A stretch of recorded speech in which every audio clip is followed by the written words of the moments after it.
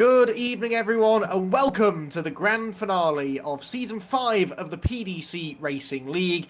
It is the 5th week of racing in this 5th season, and as usual, it's all boiled down to the final 3 races. And what better a venue for our championship showdown than the Silverstone Grand Prix circuit. But a bit like last week when we were at Daytona over in America, we're traveling back in time a little bit, which is one of the things that we can do, thankfully, in sim racing, that sadly is not something that we can achieve in the real world. We're going back to the old school Silverstone Grand Prix layout, before the wing, before the loop was added to the first sector, before the first sector moved completely, in fact. So this is the version of the circuit with the old Abbey chicane, the wonderful bridge corner, and the sweep into Priory. The rest of the circuit, though, pretty much as you might remember it from more modern motorsport memories.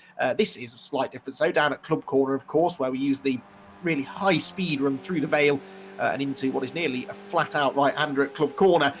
Basically, this will be a very high-speed circuit with lots of slipstreaming. It's a nice wide track too, so they've got ample opportunity to overtake.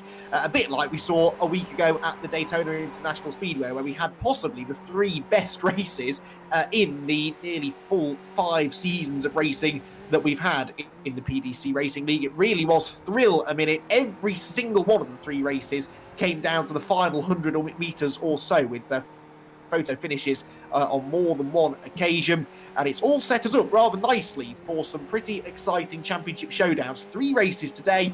We're in the qualifying session now that sets the grid for that first race. As you can see in the top left hand corner of your screen, we're just past halfway. This qualifying session will give championship points as well. 5 points for the pole position, 3 for qualifying second, and 1 for qualifying third. And that could all prove pivotal, because in both Division 1 and Division 2, there is next to nothing separating our top 3 drivers. Well, there you can see the times on the left-hand side of your screen. We'll get to that in a moment. First of all, a quick recap of what happened at Daytona a week ago. In Division 1, we had 3 different winners. Rhys Saunders won the first race. James Holman won the second race, getting his first ever victory in the PDC Racing League. And Chris Knox managed to rack up his 4th victory of the season, which now ties him with Rhys Saunders. So both the Fast R and Year 1 driver have 4 victories to their name this season. Also getting a hat-trick of podiums was Freddie Hewitt, to very much keep his championship hopes alive. Ryan Micallef was on the podium in race 2 as well. There was a good mix of drivers scoring big points. The big story, really, was Chris Knox, who was using a new VR system or something like that, I seem to recall him telling me. Anyway, whatever it was, he couldn't get into the race 2 server quickly enough. He missed the start and finished 2 laps down, scoring just 2 points from that second race. And so that means he lost a big chunk of what was a sizable championship lead. There are also drop scores to be taken into account. The drivers will drop their worst event. So that is a qualifying and 3 races, which must have taken place at the same event, so their worst week essentially of competition gets dropped. And when all of this is done and the calculator has exploded because we've worked out all of the various points permutations, in Division 1 it realistically boils down to a 3-way fight between Chris Knox, Freddie Hewitt and Rhys Saunders. Knox has the advantage, 239 points once he drops 55 points that he scored, I believe that was at the previous round at Daytona. That is just 6 points more than Freddie Hewitt and Rhys Saunders, who are tied for second. So 239 for Knox, 233 for Hewitt and Saunders. Now, mathematically, there are another 5 drivers that could still win it. Ryan Micallef is 4th in the points, Dan Blake is 5th, James Holman, Steve Hefford and Michael Seal. They're all within just about the magical 110 points, which is what's still left on the table here today. But realistically, especially with drop scores to consider, it's going to be one of those 3 drivers I mentioned, Knox, Hewitt and Saunders. And as you can see, Knox and Hewitt straight away on the pace in this qualifying session. Both of them, of course, running out of the Fast R Esports stable, so they may well be working together out there. Knox has the advantage at the moment. 5 points would go his way. He's just over 1/10 of a second quicker than Freddie Hewitt, whilst Rhys Saunders is a little further back. Where is Rhys Saunders? Is 5th, but 7/10 of a second off pole position. There is the Year 1 driver. All 3 of the 4 year one cars, no, 4 of the 4 year one cars there running together, as well as one of the PDC cars in front. The slipstream is worth so much time around here, and the year one drivers really need to work together here to get Reese as far up the order as he can get. He only won his first ever PDC Racing League races in this season, but here he is in championship contention for the first time as well, and really looking to try and improve here. He is on another lap. He just had a nice slipstream there from 3 of his teammates. So let's hope that this becomes a slightly quicker lap to get him up near the sharp end with Knox and Hewitt. Now, in Division 2, things, it was actually quite a similar story, really, to what we had in Division 1 a week ago. In Division 1, Chris Knox had a pretty healthy championship lead going to Daytona, only to have it eradicated by one bad race. Well, in Division 2, it was 3 lackluster races for the erstwhile championship leader, Ian Court. Court, remember, had built up a nice cushion in the points after a pretty disastrous Laguna Seca round for his big rival Jake Conway, but then that completely reversed around. Jake Conway had a second place in race 1 at Daytona, and then 2 race victories, one of them with a fastest lap as well. So Jake Conway scored almost maximum points a week ago, and Ian Court struggled. A best finish of 5th in race 3 and a pair of 8ths in races 1 and 2 meant that was, I think, his lowest scoring week of the season so far. So Ian Court, Motorsport on Tour man, who we can see on our screen there, we're riding on board with him now. In fact, as someone spins right in front of him, that was, I think, Martina Ward that possibly went off. No, it might have been Ian Crosby, not too sure. Either way, Ian Court was not too delayed by that. He will be able to complete this lap time. Ian lost the championship lead, is what I'm trying to say, to Jake Conway. Even after drop scores are taken into account, it's 256 for Jake Conway, 297 for Ian Court. So just 7 points in it. Adam Gale is 3rd with Martina Ward in 4th position. But realistically, Gale, I suppose, Gale is 21 points off the top, so he could still win it. But Ward, Alex Hall, Matt Ragsdale, Kevin McGlone and Ben Best, despite all mathematically being close enough to still snatch it from Conway, realistically it comes down to Conway, Court and Gale, and at the moment it's Adam Gale who has the pole position in the class. As you can see, the light blue numbers on the timing tower denoting that they are Division 2 drivers. He is 5th place overall, Adam Gale, with Jake Conway 14th. We're following him now in the PDC racing car. And where is Ian Court? Well, Ian Court is only 6th at the moment in class, so crucially would not score any championship points from this qualifying session. So that's how the points stack up then. How is the qualifying session looking? Well, with 4 minutes to go, Ryan Mikulev has been able to get a year one car to the top of the tree, but it's not really the year one car that the team need to be at the top. That's Reece Saunders. Saunders has improved to 3rd position, with Chris Knox separating the 2 and Freddie Hewitt down to 4th. So all 3 of our Division 1 championship contenders have qualified inside the top couple of rows at the moment, but they've still got time. The tyres will last pretty easily the 20-minute duration of the session, so they should still be able to put in some improvements here towards the end. We're following Ryan Mikulev now as he tries to negotiate a bit of traffic here. That's Jake Conway, in fact, and Gavin Johnson in the 2 PDC racing cars just in front. It's the Year 1 TV car that Reece Saunders is driving and trying to get onto the front row of the grid. Year 1 TV are not a factor really in the teams championship. Indeed, the Fastar Esports White Squad have almost got that wrapped up, you'd have to say. Motorsport on Tour and Year 1, the main Year 1 team, could still, in theory, beat them. It's looking good for Fastar in this qualifying session, though. Looking very good for Year 1 now, because that was an improvement from Saunders. He stays 3rd, and Mikulev stays on pole position, but he's got an awful lot closer to the top times now, has Saunders. Mikulev there tries to stay out of Reece Saunders' way, and I think that was Reece just... no, it was Dan Blake, in fact, in the 27 car, getting the benefit of the slipstream this time. Mikulev backs out of it, and that might well prove to be his final... No, he should have time for one more lap, actually, after this.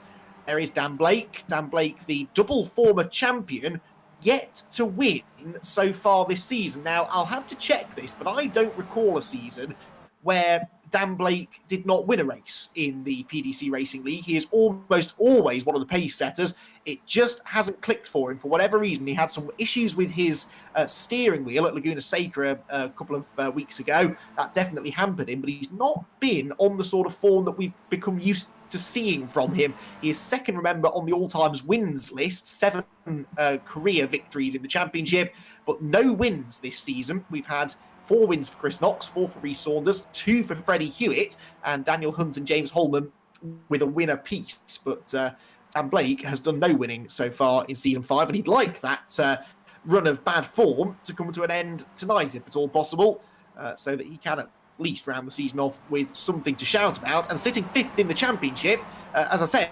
mathematically he could still win it, but realistically he's looking to try and move ahead of his teammate Ryan Micallef to snatch 4th place in the points away. Are we going to see any late improvements then in this qualifying session? As I said, championship points on the table here. 5 for pole in each class, 3rd for 2nd, and 1 for 3rd. So, and in Division 2, look, there have been some improvements because Ian Court has jumped up to 12th overall. That's 2nd in class now. That's significant because he's now outscoring his championship rival Jake Conway by a couple of points. We'll see if it stays that way till the end. Rhys Saunders crosses the line. He had dropped down to 4th because Freddie Hewitt had gone 2nd, but Saunders is back into 3rd place now. So it's the championship leader, Chris Knox, who actually needs to try and find a bit more speed here. Knox has dropped down to 4th position now. It's Micallef from Hewitt, from Saunders, from Knox, and Adam Gale with this really impressive run. He's 8/10 off the pole position, but he is a Division 2 driver, so that is seriously impressive pace from Adam, who we see here is going about this in a very different way to everyone else. Most other drivers are trying to get a slipstream from somebody. Adam, I don't know whether he's already set a lap with a toe, but on this particular lap, he's in splendid isolation. Makes a bit of a mess of Stowe Corner there, missed the apex a little, so this is unlikely to be a significant improvement, but Adam Gale doing everything he can here to keep his championship challenge on track. If he can score the 5 bonus points here, that would just inch him a little bit closer. He would be, I think just under 20 points then away from the championship lead in Division 2. Well, qualifying is over then, and let's see how it all rounds out. Well, it is going to be Ryan Micallef then that gets the pole position in Division 1. That is significant, but alongside him is Freddie Hewitt. So Hewitt scores the 3 championship points there for qualifying on the front row of the grid. On row 2, Rhys Saunders gets a point for qualifying 3rd, but Chris Knox in 4th misses out on a point, so he's now just 6 points. In fact, no, he's less than 6 points ahead. He's 3 points ahead now of Freddie Hewitt. Adam Gale and James Holman make up row 2 ahead of Steve Heffern and Ben Constantiouris. Then it's Dan Blake and Jake Conway on row 5. Morgan Short, who had a brilliant debut a week ago, is on row 6 alongside Gavin Johnson in the second of the PDC Racing cars. Then it's Ian Court and Carl Jacqueline, Michael Seal and Cesare Rizzo, with Matt Payne and Ben Best, a couple of Div 2 drivers on the 9th row. Ian Crosby and Martina Ward make up row 10 ahead of Chris Kidman and Rob Graham on the 11th row. Row 12 for Matt Ragsdale and Alan Toon. And then we're getting towards the back of the grid. In fact, that might be... No, so we've got Alex Hall and Isaac Phelps, the youngster, who's, I think, only 12 or 13 years old, is Isaac. He's at the back of the grid, having not set a time there, but should be able to improve as he goes on. So then, here we go. The first race of the night, first of 3 20-minute races around the classic Silverstone Grand Prix circuit. And who is going to come out on top? It could be so important. This will be a remarkable night of racing, I'm sure. You do not want to move away from your monitors over the course of the next couple of hours, as the red lights are about to come on then. Our first race of the night about to get underway. On the pole position, we've got Ryan Micallef with Freddie Hewitt, Rhys Saunders and Chris Knox, the championship contenders right behind him. Who gets off the line first and who gets to the checkered flag first? More importantly, the lights are out. It's a good start made by all 3 of our front drivers really there. Micallef holds on to the advantage. Hewitt slots into 2nd place, 3rd for Saunders and 4th for Knox. So they grid order as they head towards Copse Corner for the first time, but Hewitt immediately goes on the charge around the outside. He's found some grip on cold tyres through Copse Corner and is challenging for the lead already. Down towards Maggots and Beckett's for the first time of asking, wheel to wheel. In fact, it's 3 wide and Freddie Hewitt gets swamped. Chris Knox goes one side, Saunders goes the other. Through Maggots and Beckett's they go. There's almost contact. Out wide goes the leader, Micallef. How are they all going to get through? No, sideways, and that is Ryan Micallef going off the road on cold tyres. As I said, it's so difficult to control these cars on the early laps, and Micallef finds that out to his disadvantage. So Micallef off the road, that gives Chris Knox the lead. But look at this, these are the 3 championship contenders immediately going at it. Knox the white car, Hewitt the black car, and we're on board with the Year 1 TV machine of Rhys Saunders. Hewitt sends it round the outside. That is supreme confidence in the early stages. He's not going to get the lead. Will he get 2nd place away from Rhys Saunders? He's a bit slow on the exit of the corner, so that possibly is not what's going to happen. He's got the inside though for the left-hander. And Saunders knows better, I think, than to fight that at the moment. So Knox gets the lead. Oh, there's another car off in the background. That looked as though it was Adam Gale. Oh, no, Adam Gale from pole position in Division 2. Is that his championship aspirations disappearing? It's certainly not a good start for his night, obviously. Leaders once again at play there, and Freddie Hewitt does now get the lead away from Chris Knox as they go flat out through Abbey Corner, but the next turn is a right-hander at Brigg. There's almost a squeeze, but Hewitt manages to get into the corner first, so Freddie Hewitt gets the advantage back again. Brilliant opening exchanges here between the big three in the championship, but it's allowing the others to stay with them, look, because James Holman is 4th, Steve Hefford is 5th, and Ben Constanduris, who's the only one of those drivers who is not in title contention, is there trying to get himself on the podium if he can. He's been on the podium before, has Ben Constanduris, but despite having a pretty pacey season in Season 5, he's been struck with misfortune quite a lot and ended up off the road more than on it, it seems. So Ben would very much like to try and round the season off with a podium or maybe even a race win, and he's right in the lead group as they end the opening laps. And Knox it is then with the lead. Freddie Hewitt second. Oh, Knox runs out wide over the grass. That's going to hurt his exit speed, and immediately Hewitt and Saunders see their chance. Well, Hewitt does. Saunders goes with Knox, in fact, so he wasn't interested in taking that particular run, stays in 3rd place, but Freddie Hewitt gets the lead away, knocks down to 2nd place then. Saunders watching his mirrors here. Unlike Knox and Hewitt, this is the first time that Rhys Saunders has been in one of these last round championship deciders. Does that maybe play into the hands of the other two who have experience of dealing with the pressure and dealing with how to handle themselves and each other out on track? Because you do have to put a lot of faith in your fellow racers that it's not all going to go horribly wrong and ruin your championship aspirations. Contact in the background. Off has gone James Holman. They were 2 or 3 wide, I think, going into Stowe Corner. And Michael Seal has benefited from that. Let's try and see. We're on board with Holman here.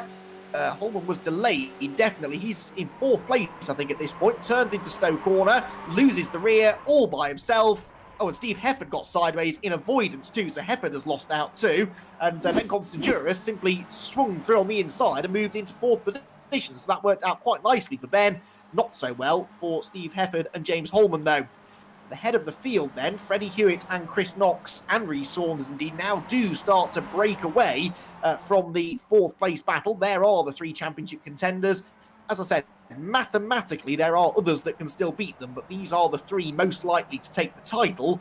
And after that first qualifying session, Chris Knox, who didn't score any points, of course, as I say, has seen his championship margin dwindle quite considerably. It is now just the 3 points in it and 5 points back to Saunders. So Chris Knox could do with winning this race, really. If he finishes behind either one of them, he will lose the championship lead. As simple as that. Freddie Hewitt moves up alongside there to challenge into Copse Corner. That's the outside line, though, so Knox hangs on. Hewitt sets the fastest lap. That as well, remember, is worth a bonus point. So this is looking like being a race-long battle for sure, but that fastest lap bonus point could prove to be very, very important indeed. In Division 2, it is Ian Court that leads. Now, where is... Jake Conway is 2 laps down. What has happened to Jake Conway, then? We've missed that. Well, there's Ian Court negotiating a spinning Cesare Rizzo, that was, in the black car. But something has happened to Jake Conway, I guess, on the first lap of the race. He must have had some contact, and he's had to pit for repairs. So that is not a complete disaster, but it looks as though it will cost him the championship lead, potentially. And he's already had that bad week at Laguna Seca, which he's counting as his drop. So he couldn't really afford any more misfortune tonight. And already in race 1, things not quite going his way. But we do have these random and reverse grids coming up later on. Jake Conway. So Jake Conway, yes, he's not in the server. He has disconnected. Now, is that cause or effect? Did he disconnect because he retired? Or did he... or has he retired because he disconnected, if you see what I mean? We'll have to try and get to the bottom of that if we can. We hope he makes it back in for race 2, though, because although he's going to lose the points lead to Ian Court, it's not necessarily the end of the world. Here is Star. Now, was that Conway going straight on? I think it was, wasn't it? So Conway, I think, had disconnected right from the get-go, hadn't he? And got down to the first corner, and of course, he's already long gone. So I suppose it's the sim racing version of having a mechanical failure, but it is arguably more frustrating because you don't really know what's caused it. Anyway, we will get to that afterwards because the Division 2 battle, like the Division 1 battle, is going to run right to the end. Now, what has happened at the... Chris Knox. Chris Knox has been off the road then. Chris Knox is in the pit lane. Championship leader in big trouble here then. So we've joined this late. What has happened? He's already off the pace. He's lost a wheel going through Bridge Corner, so he's already had contact earlier on. We have to presume with either Hewitt or Saunders, both of whom have survived, but the Fast R Esports white team driver is limping back around to the pits, and this is an incident that he absolutely could not afford. Finishing second or third would have cost him the championship lead, but that was manageable going into races 2 and 3. But a non-score, or a low score, as appears to be on the cards here, is a complete disaster, whichever way you try and sell it. So Chris Knox hits then from what was originally a top 3 position. We'll try and get to the bottom of what caused it. Big moment there. This is the replay coming out of Cops. So let's see if this tells us more. He's already had a moment there. Are the others on him? Yes, there goes Hewitt. Saunders is around here somewhere, still behind us. Chasing down Hewitt then. So easy to run into the back of another car inadvertently, but these three are so well accustomed to racing this close to each other that it happens extremely rarely. And then down at the far end of the circuit, Freddie is back up the inside again of Knox. Saunders goes for a gap on the inside. And no. Yes, so there must have been contact there because there's damage immediately to Knox. The wheel hasn't come off, but look, the left front wheel is not steering. So there must have been contact, and there it just shears straight off. So it must have been contact with Saunders as Saunders tried to get the inside. Now, anytime there is contact between championship contenders, it will be looked at after the race. And this is not the first time these two have clashed, remember. They, in the very first race of the year at Okayama, they came to blows, not physically, but Saunders overtook Chris Knox for the race victory in that first race, but he did so on the grass, and Knox was pretty certain that he shouldn't be allowed to keep the win. Then in race 2, they made contact at the hairpin, which again, Knox was adamant was Reese's fault, although the stewards decided otherwise in the end on that one. But Reese and Chris have had a little bit of needle this season, and it might just have boiled over, but that was a fairly innocuous bit of wheel banging, really.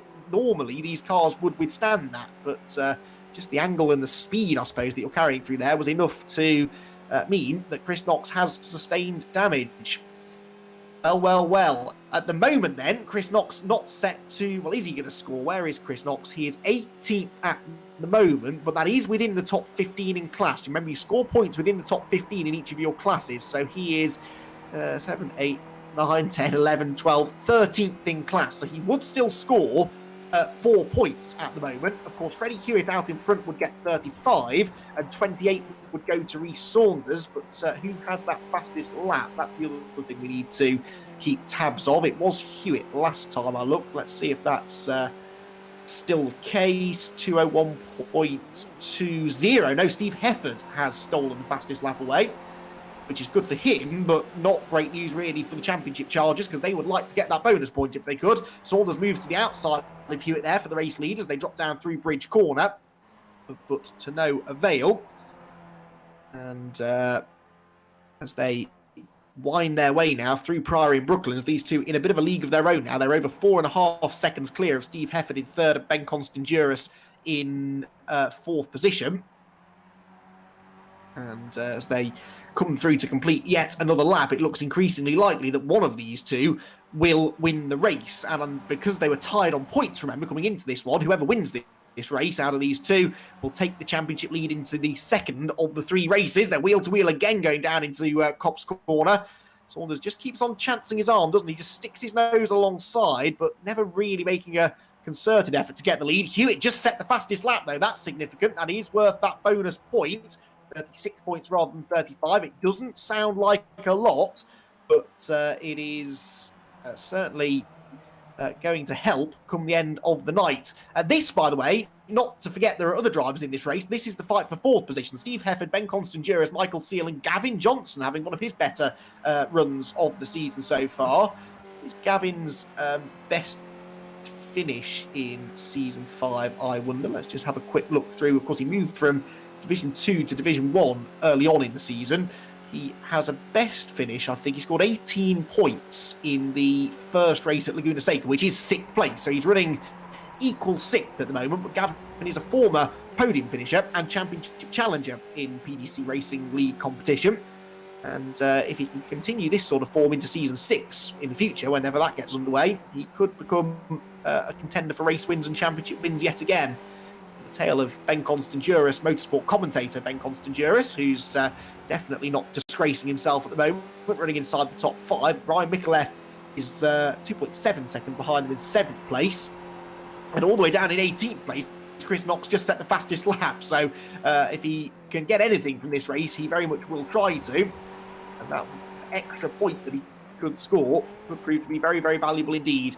Oh, contact! Oh, no, that was Steve Hefford into Michael Seal. I was just about to say that Gavin Johnson had a grandstand view of that battle, and then all of a sudden he was right in it, because as those two cars got sideways, both he and Constanduris took full advantage to drive around the outside. Here's the replay. So Constanduris up the inside of Hefford there in the red car through bridge, and then Hefford throws it up the inside into Priory. He was never going to stop the car. I think he was too busy watching his mirrors there, trying to fend off Constanduris, that he almost forgot that Michael Seal and Priory Corner were right in front of him. And as he went into the corner too quickly, he locked the rear brakes, which again is very easy to do, and around he went. Ryan Micallef now, by the way, sets the fastest lap. Micallef also benefited from that into 5th. And Ian Court is now 6th. Ian Court still leading in Division 2. And, of course, with Mick Conway not likely to score, Court could take a pretty handy points advantage into race number 2. The other one we had to watch out for was Adam Gale. Now, Gale is recovering nicely, actually. Adam Gale is in 4th place now in class, 14th overall. 2.5 seconds or so behind Ben Best and Alex Hall, who are battling for 2nd. But he is catching them at a rate of knots. So 2nd place for Adam Gale is still possible here. It's not going to be a brilliant result for him, with Court ahead, of course. Court on course for the 35 points right now. But if Gale could get those 28 points for 2nd place, that would limit the damage being done by Court at least. So let's wait and see if that is something he can achieve. This is Best and Hall dicing away. They have also got the youngster Isaac Phelps there, haven't they? Just in front of them. Yes, this is actually the fight for 11th place overall. Isaac Phelps, a Division 1 driver. From the back of the grid, by the way, he is the biggest mover in this race. 15 places gained for Isaac Phelps, with 12 places gained for Alex Hall. So a couple of drivers in this group that didn't start that high up the order, but have very much managed to work their way into contention as the race has gone on. Which goes to show, in these cars on a track like this, you absolutely can still salvage a decent result, even when qualifying and the start of the race don't quite go your way. For Adam Gale, that spin on the first lap, having dominated the qualifying session, would have been a real blow, but he's bouncing back quite nicely now as they work their way up through Priory and Brooklands once again. We are ticking along nicely in this race now into the second half of the race, and still Freddie Hewitt leads the way by next to nothing over Rhys Saunders at the head of the field. Ryan Micallef still has that fastest lap, which he set a lap ago. Chasing on after, in fact, Micallef has just moved ahead of Constanduris into 3rd position, as there is Adam Gale, who is now, blimey, he's already on the tail of Best and Hall. He's really reeled them in on this lap. So Adam Gale going for 3rd place on the inside into Copse Corner. There he goes, late on the brakes. And Adam Gale, teammate to Chris Knox, of course. Some of the teams went for slightly different strategies in this season as far as the Teams Championship is concerned. Some of them fielded 2 drivers within the same class. Some teams, like the Fastar Esports White team, went for 1 Division 1 driver and 1 Division 2 driver. And so obviously Chris Knox is their Division 1 entrant, whilst Adam Gale is running for them in Division 2. Speaking of Chris Knox, by the way, he is still 16th overall, which is 12th, I believe, in his class. And doesn't look as though he's going to gain any more positions before the end. Adam Gale is, though, because he now moves up alongside Ben Best, and now that should give him 2nd place in the class. He's about 10 seconds, or 9.5 seconds, behind the class leader Ian Court. He's not quite going to get there, I don't think, is he, before the end of the race. Now, Isaac Phelps is So on the timing screen, Isaac Phelps is running as a Division 1 driver, but I thought he was Division 2. So actually, Adam Gale's got more work to do. He's got to try and get past Isaac Phelps now, but I don't think that's going to take him too long as he runs up to Abbey Corner around the outside of Abbey. That's brave. He's got the heat in the tyres now and has the confidence to try that. That gives him the inside line for Bridge, and surely he's going to go through. Oh, no, there's almost contact. There is contact, and Isaac Phelps is on the grass. Now he'll rejoin still alongside Adam Gale, but that was a heart-stopping moment that Adam could very much do without, and he still hasn't got this move finished now because Isaac Phelps is fighting him hard for second place, and as well he should, I suppose. He's not got any championship situation to worry about. He's just out for the best results possible, and Isaac Phelps is making Adam Gale really work for this. Around the outside at Luffield, still Adam hasn't got it made. Isaac is holding the inside line through Woodcote and onto the pit straight again. Into the final couple of laps of racing now, though. Adam Gale, and Isaac Phelps is now starting to lag in and out of existence. His connection maybe not quite as strong as it needs to be. And this is the worst thing for Adam Gale because he's trying to overtake a car that he can only see for a couple of seconds in every 5 seconds. So the sooner he makes this move stick, the better. They're side by side into Maggots and Beckett. And still he hasn't got through. But this is so disconcerting for Adam Gale, who just wants to make this move and get away from them all. He's got the pace to escape, I think, but he just isn't quite confident enough to fully make the move on Isaac Phelps. As this group heads down the Hanger Straight, the leaders are side by side, I believe. Freddie Hewitt and Rhys Saunders. Yes, they're dead level. And there they are. Look, Hewitt's just got back ahead of Saunders. Saunders did take the lead a second ago, I think.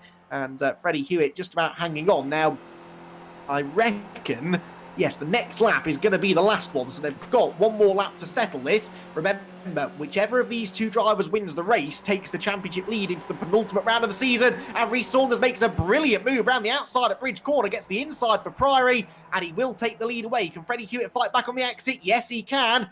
That was really mature driving. Now from Freddie, and there's contact going into Brooklands. That was near disaster there as Hewitt tried to get to the inside and Saunders just moved across on him to cover the inside line. That was pretty 50-50, I think, but both drivers did quite a good job, actually, to avoid that being a significant bit of contact that could have ended both of their races.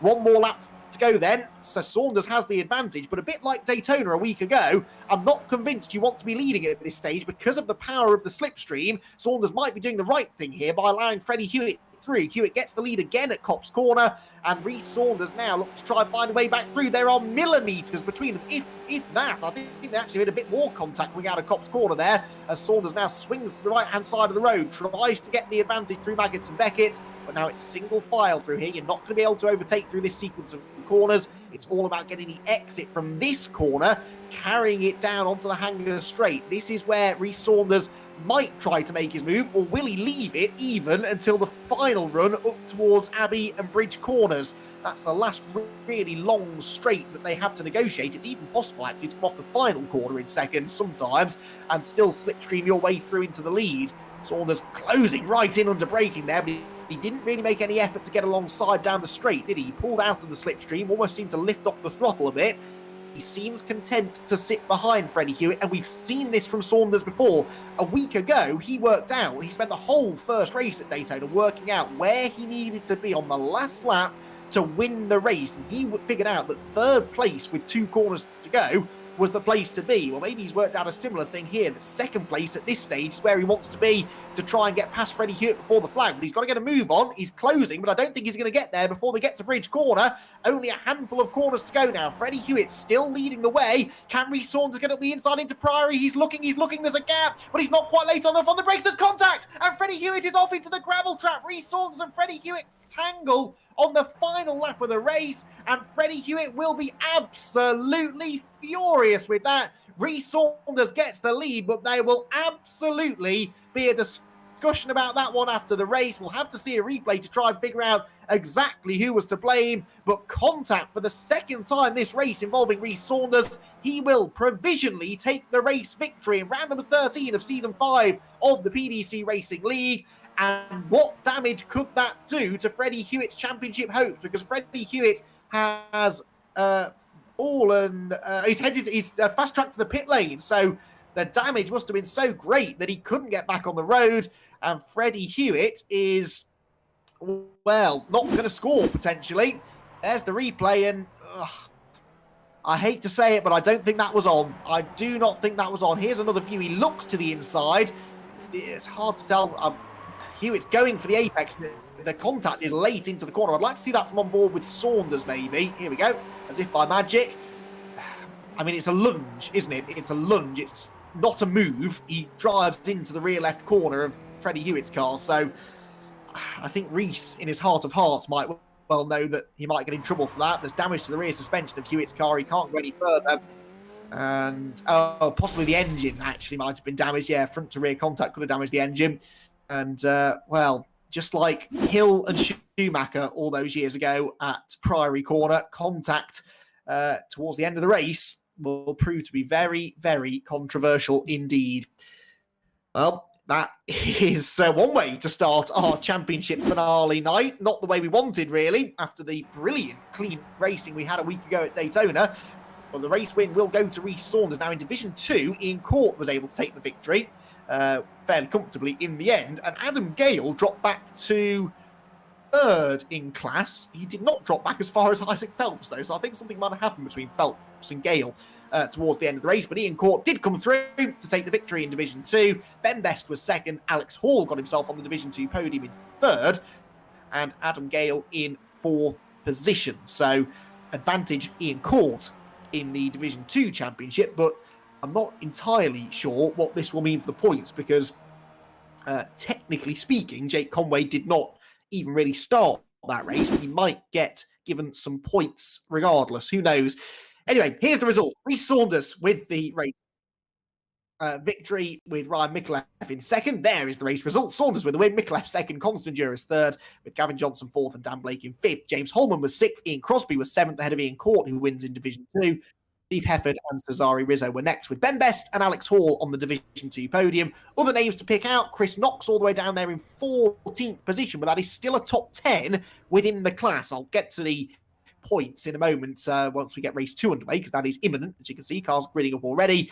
The other driver of note, of course, two drivers really, Freddie Hewitt finishing 21st, may still be classified as a finisher, and Jake Conway, the Division 2 championship leader, will lose the points lead, but by how much, I'm not too sure. I'll get an update before the final race of the season later on this evening.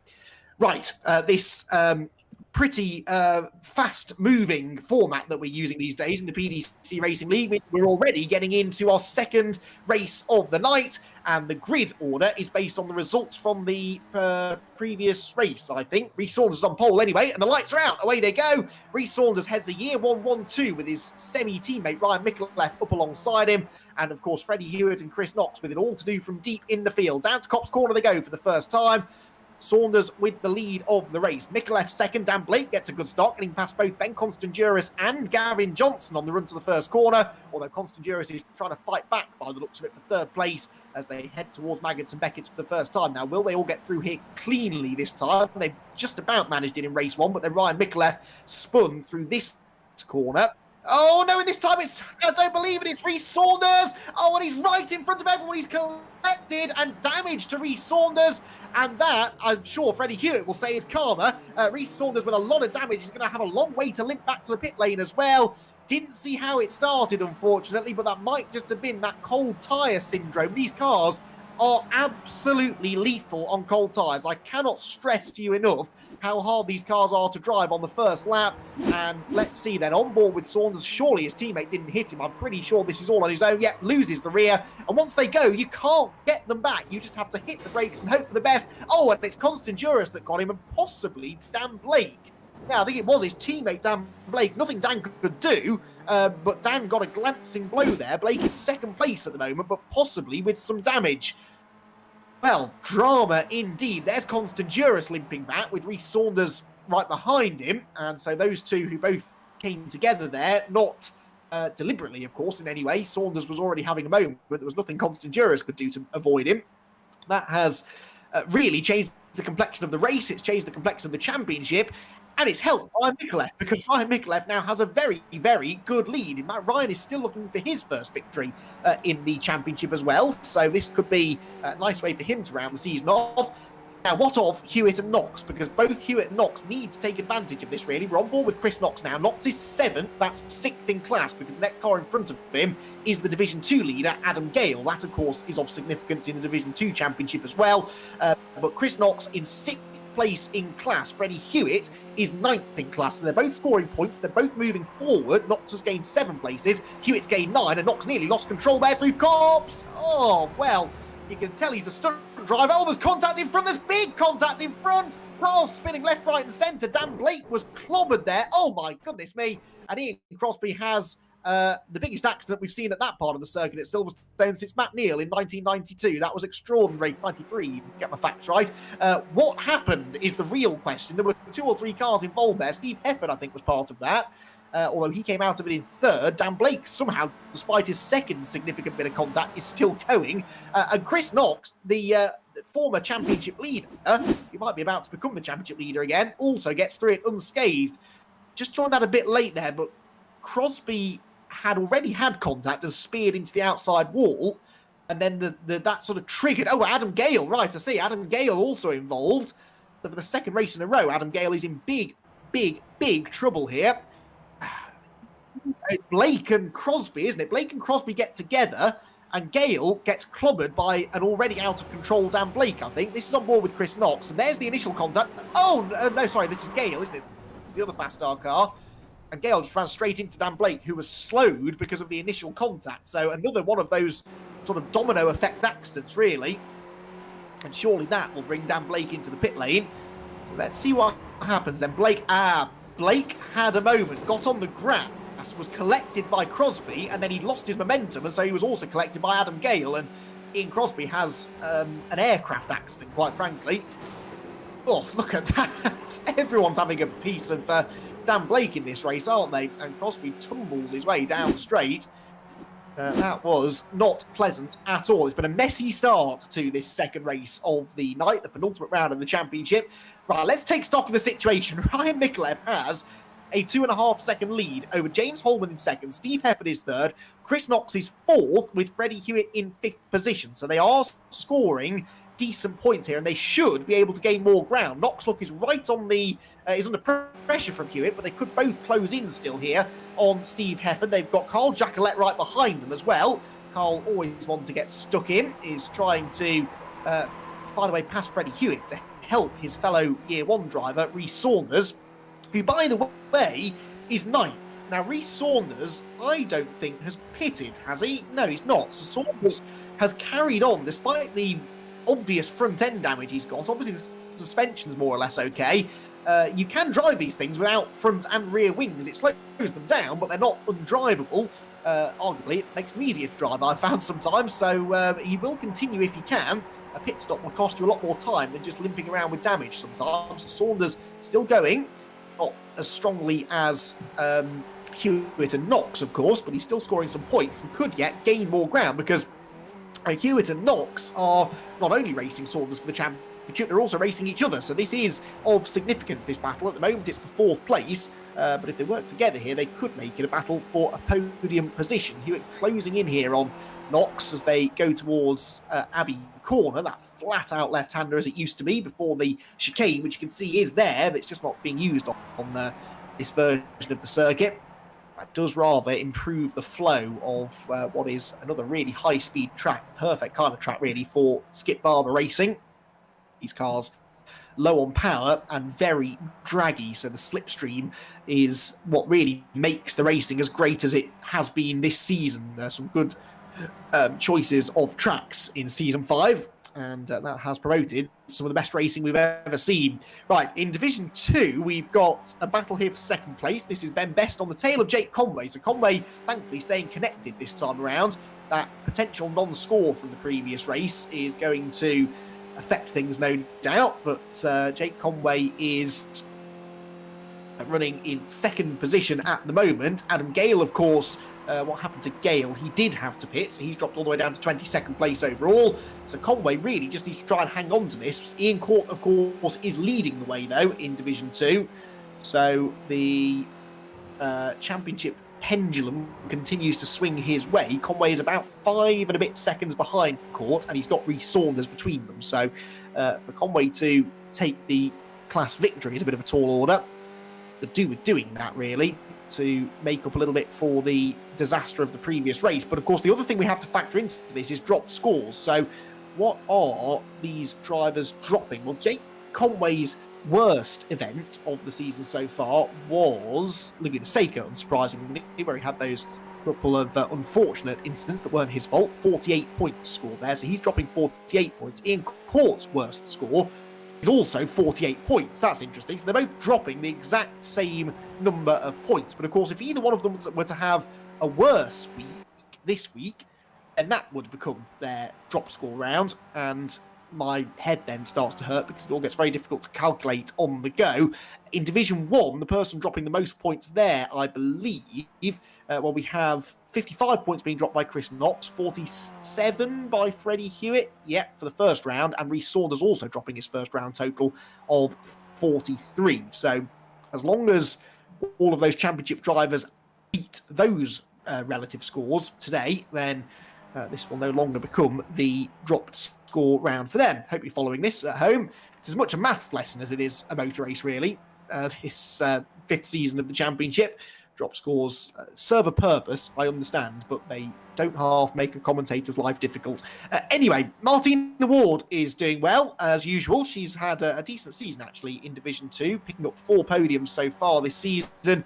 Not on course for a podium today, but she's 5th position at the moment and about to end her first season of PDC competition. She's raced in a few of the friends and relatives races. She's won a few of them, actually, and is one of a couple of drivers now that we've started to see graduating into the main series, and Martina, generally speaking, has really kept her nose clean. She's scored points in every race, and she has a worst finish, I think, of 11th place. So she's been in the top 10 in class in every single race, and like I say, she has those 4 class podiums. So Martina has certainly not disgraced herself in her first full appearance in the championship. We hope she'll be back again in the future. Looking forward already to some of the plans being made for season 6, which I'm hoping we will be able to enjoy in the not too distant future. Obviously, we have the real world motorsport calendar starting to take shape now. A pretty popular announcement this week that motorsport will continue or will begin in the UK from the end of March. So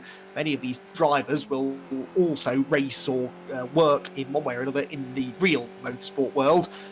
As and when we can fit the next season in, I'm sure we will. And we are very much looking forward to that. Here's Alan Toon in the Result Clothing car. Alan Toon also having a decent run at the moment, isn't he? He's, 7th place? Yeah, 7th place in Division 2. Alan Toon mathematically could have won the championship coming into tonight. He no longer can. Looking for his first podium of the season, but Alan's a great character to have in the PDC Racing League. He's one of our more mature drivers. He's gained lots of experience, I'm sure, over those years, but possibly one of the more mature sim racing drivers out there. And so the legend is, he sits down in his simulator rig of a Thursday evening wearing a full suit to compete, which is a rather unique way of doing it. I sit there with very little on sometimes, and I'm still sweating on the sim rig, so how he does that, I don't know. It's hard work, surprisingly hard work, actually, racing, especially a Skip Barber. You're constantly fighting the car as it slides around the corners, so Alan doing a really good job.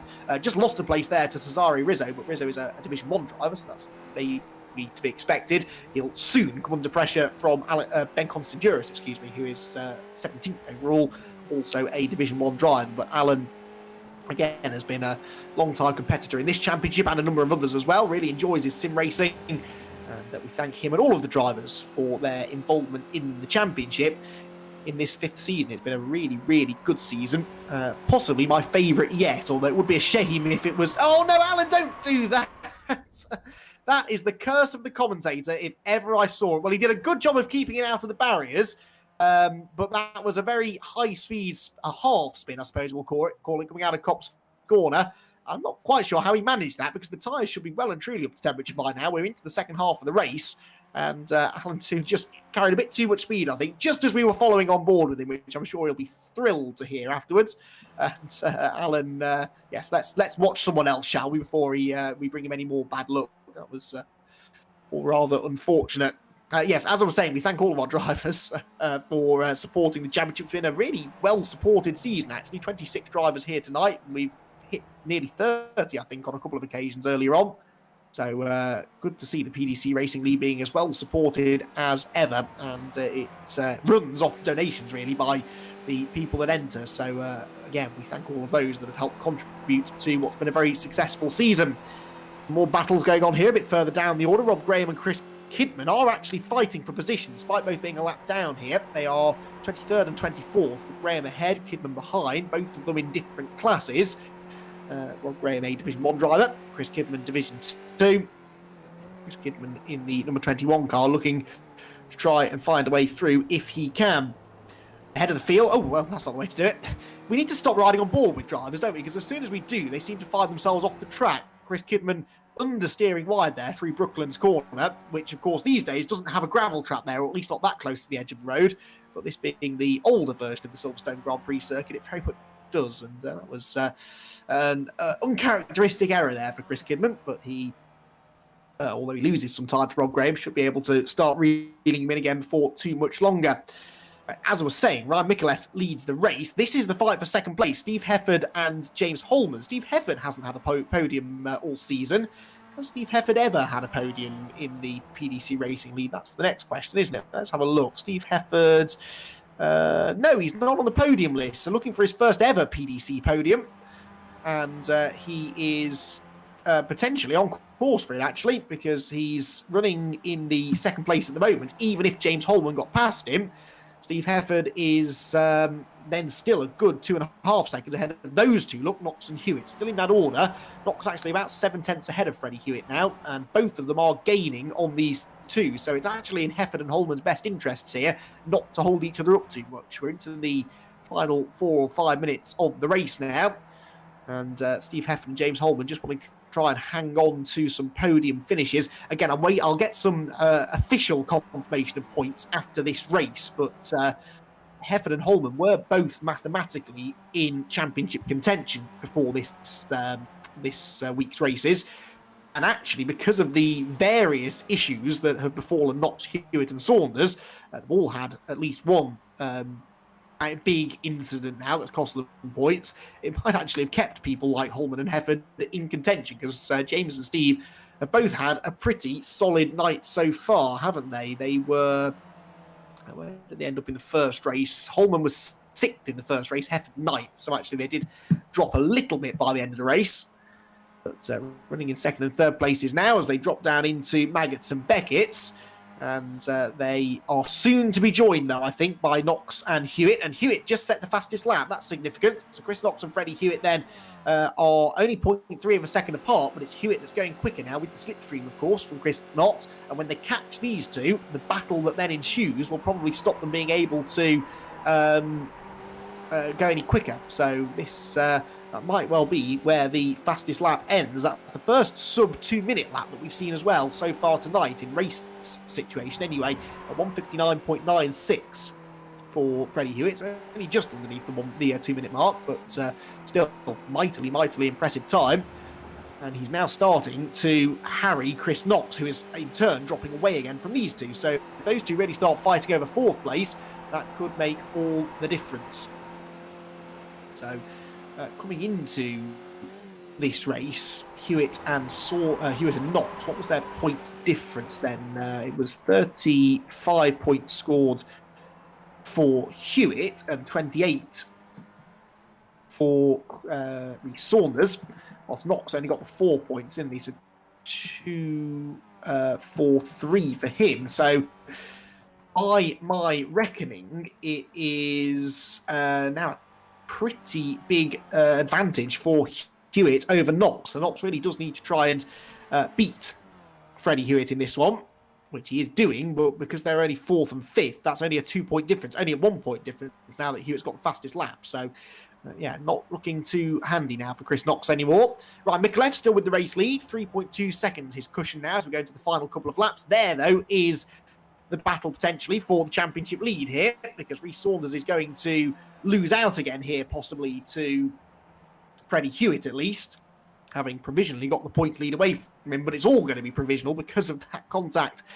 between Saunders and Hewitt. So it might unfortunately be one of those championships that doesn't quite get decided until after the fact. But James Holman, what's happened to Holman here? Holman's really dropped back, hasn't he? James Holman was right on the tail of Steve Hefford, and now all of a sudden, in fact, they've both just been reeled in by Knox and Hewitt, so they've really delayed each other.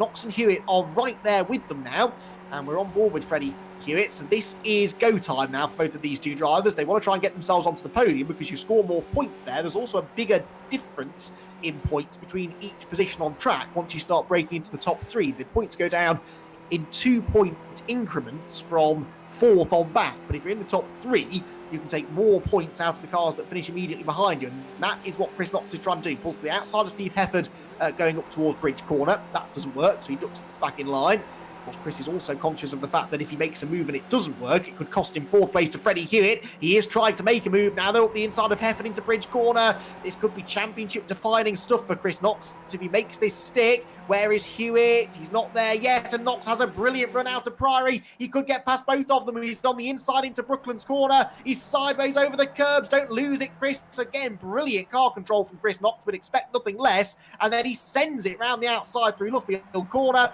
and Chris Knox goes from fourth to second in one fell swoop, and critically did not bring Freddie Hewitt with him. So as we go on to what should be the final lap of the race now, Freddie Hewitt has some work to do to get back onto terms with Chris Knox. Down the pit straight they go. We're on board with Knox looking back at the side-by-side battle between Hefford and Holman. Hefford goes through on the inside into third position.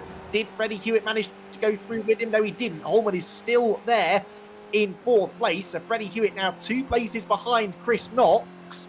I'm not smart enough, I'm afraid, to work out what this means for the points, but it's certainly looking a lot better now for Chris Knox than it was a lap or so ago. If he can finish in second place, that's 28 points, which would be 6 more than... it would be 8 more than Freddie Hewitt can score in 5th position. So that could really, really prove to be pivotal, although Hewitt has a run look down the Hanger Straight, looks to the inside line, tries to get past James Holman into Stowe Corner. Hefford is also coming back at Chris Knox. Hewitt moves up to 4th place. Does Knox hang on to 2nd? Yes, he does.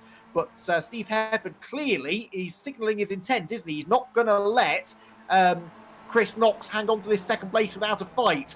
Through the Vale, into Club Corner they go. Half a lap remains in this penultimate round of the championship, and the outcome of this particular battle could be so significant for the championship. Chris Knox needs to hang on to 2nd place, but Freddie Hewitt really needs to try and stay as close to him as possible so as not to lose too many points. If he can beat Knox, of course, I'm sure he wouldn't say no to that opportunity either. Into the final sequence of corners then, and Hewitt goes on the inside of Steve Hefford. That's a really bold move into Bridge Corner, but it puts him on the outside land now. This is the corner where it all went wrong for Hewitt in the previous race, but that is a sign of his bravery to go round the outside at the very same corner where his first race of the night ended. They go into the final couple of corners. Ryan Mikulev is going to take the race victory. Of that, there is little doubt. But who will be joining him on the podium and in what order? Chris Knox has 2nd at the moment. I think Hewitt should be 3rd, but Steve Hefford is trying to get back to him at the line. Mikulev takes the victory. Knox will be 2nd.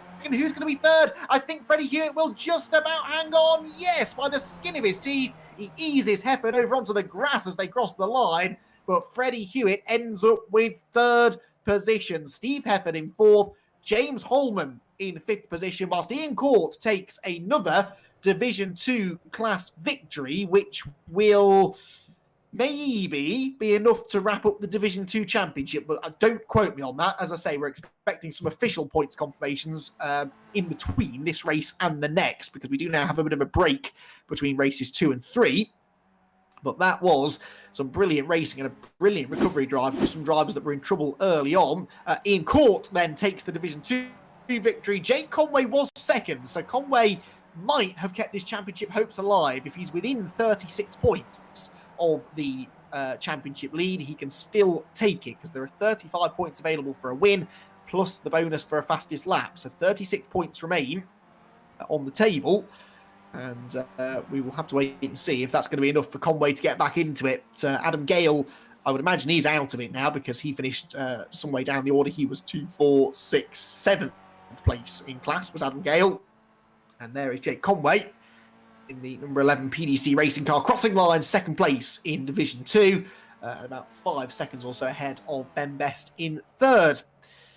So that is the penultimate race of the season. Don't go anywhere, though, because we still have the championship decider to come. We will go into a sort of 20-minute break now between races, in which we will try to grab a few interviews with podium finishers and race winners, and mainly championship contenders, I suppose, we need to prioritise here, both in Divisions 1 and 2. We'll also get that points update as soon as we possibly can, so that we can let you know of the full picture going into the final race. What a brilliant and dramatic night we've had so far. And here is the result of the second race then. So it was a race victory in the end for Ryan Micallef.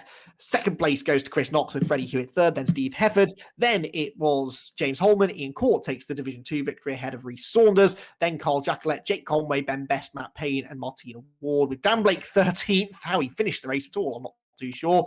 Cesare Rizzo, Ben Constanduris, Alan Toon was 16th, despite that high-speed spin at Copse Corner. Gavin Johnson 17th. Possibly because he's a bit busy working out the championship standings for me. Gavin, as championship organiser, is the man that's been tasked with feeding me points updates throughout the night, but of course he's also racing, so 17th best he could manage there, just ahead of Michael Seal, who ends up in 18th place. 19th place for Ian Crosby, then Adam Gale, Matt Ragsdale, Rob Graham, Chris Kidman, Alex Hall, Morgan Short, sadly we didn't see the best of there, nor Isaac Phelps, who ends up in 26th. Right then, we will interview drivers as and when they get to me. I think that's going to be the best way. So we have Chris Knox and Freddie Hewitt both with us. Let's start with Freddie, shall we? Because he has a few stories to tell after the first 2 races. Freddie, first of all, congratulations on the podium. Great second race recovery drive. But I guess, in your eyes at least, you shouldn't really have been having to make the recovery drive in the first place, should you? Yeah, no, I'm not really very happy about obviously the first race, fighting all that way, and then like 3 corners from the end being pushed off was a real big blow. And yeah, the fighting back is just like it's like a double whammy really, losing your points for either first or second. You know what I think in that race should have been, first place points really. And yeah, have them sort of taken away from me, and then starting near the back for the next race was a real big like kick in the gonads.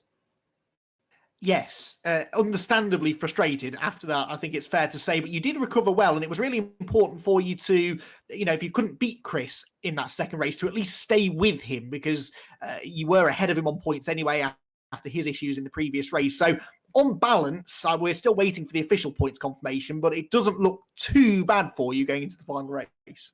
Yeah, obviously the first race will go down as a drop score, but I'd rather it have been another race, if I'm honest. But yeah, the points, we'll just see what happens. As long as it's me or Chris, I'm pretty happy if it's one of us that takes away the big W for the championship. Yeah, absolutely. Of course, both part of the Fastar esports team as well. So you are racing a teammate in essence, which adds some extra pressure to the situation, I'm sure. What's your plan for the final race then? Do you have a game plan, or is it just go as fast as you can and bag as many points as you can? I think the plan is foot down, try and catch Rhys. He seems very, very sketchy on cold tyres, so maybe that's something to look out for in the early lap, or early part of the lap. But yeah, just sort of Chris is next to me, so we'll just sort of work together and try and chip our way through, hopefully, and stay out of the trouble and try and catch Rhys as fast as we can.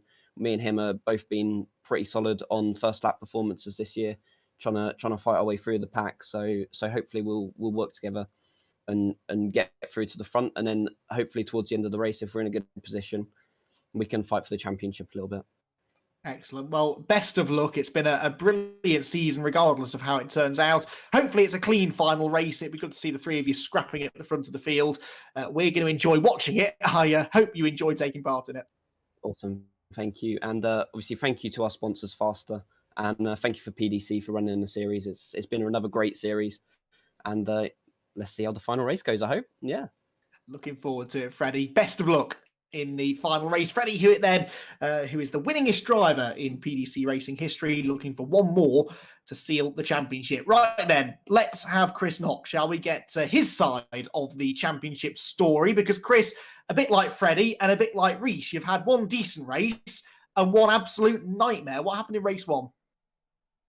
Race one was a bit frustrating. 3 bits of contact from championship rival, which I feel was a bit unnecessary. Not really fully looked at the replay yet because we were straight into race 2. But yeah, obviously I lost my front left wheel and had to pit, so a bit unfortunate there.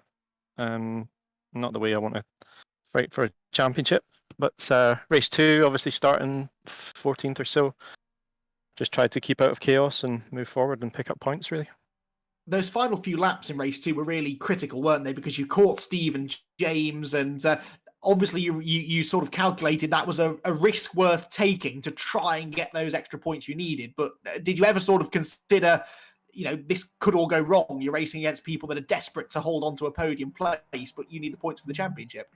No, I mean, I know Steve Hefford and James Holman really well from other championships, and James is a teammate in the LMP2 class when we do the endurance stuff with Fast Hours, so I knew it was going to be fair. And yeah, and Freddie behind me as well. We were both working together to move forward and maximise points for both the teams. What's your game plan then for this final race? Because Freddie was sort of hinting that he'd be willing to work with you at least in the early stages, but at some point, I guess the gloves kind of have to come off, don't they? Yeah, we spoke about it beforehand. Basically, move forward, and then at whatever point it's gloves off. But I don't even know what the points are at the moment. I guess there'll be a bit of a protest from race 1 to think about as well. So we'll see. We'll just finish where we finish and then see what happens. Yes, I think I'm going to be using the word provisional quite a lot throughout this final race. Yeah, that'll be your favourite word.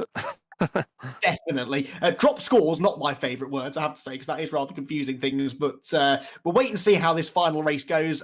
Best of luck, Chris. I hope it's a good race, if nothing else. Yeah, hopefully I get in as well. Yes, actually, I'll best let you go because you did have some issues last week, didn't you? So, Chris, thanks for chatting to us anyway. No worries. Cheers. Chris Knox then heads over to the Race 3 server. Race 3, I remind you, coming up in the next 10 minutes or so. Before we head over there, though, one more person we should chat to. We've heard from 2 of our 3 Division 1 championship contenders. The third of those championship contenders is Reese Saunders. And Reese, we've seen quite a lot of you tonight. Sadly, not all of it for the best of reasons. There have been a few moments, haven't there? Yeah, it's been quite aggressive at times. But yeah, so I've got a feeling this will probably get sorted in the steward's room afterwards. I felt in race 1, I felt like Freddie shut the door. I felt like I was right on him. I felt like he kind of moved to the left to block me off on the apex of Brooklands. I gave him a little tap. He'd hit me a lap before as well. So yeah, it was scrappy all around. So yeah, we'll see. And then race 2 didn't start off too well either, did he? You had that opportunity from the front of the grid to gain more ground, but these cars are so hard on cold tyres, aren't they? Yeah, I was a bit enthusiastic with how much grip the car had. We should probably invest in some tyre warmers for next season. Yes, that would make life a lot easier, I'm sure. Race 3 then coming up, I'm going to ask you the same question I've asked the other 2. What's your sort of game plan going into this? We're not entirely sure what the points are like, whether there might be any discussions afterwards that could change it all anyway. Do you just put that out of your mind now and just go for broke? Yeah, beat them, and then worry about it afterwards. That is that's the most exciting answer I've had to that question so far. So that's for sure. Reese, best of luck. I'm really looking forward to this final race. It's going to be a good one, I'm sure. And one of you 3 is going to win it, but we still have absolutely no idea who, which is just the way we like it. Excellent. Cheers, Andy. Good stuff, Reese. Then Reese Saunders, who was a winner earlier on tonight, and will be one of 3 drivers going for the championship in Division 1 in the next few minutes. Right, we're going to take a very, very short break whilst we hop over into the Race 3 server and whilst we tot up all of the championship permutations. We'll be back with the championship decider here from Silverstone in just a few minutes' time.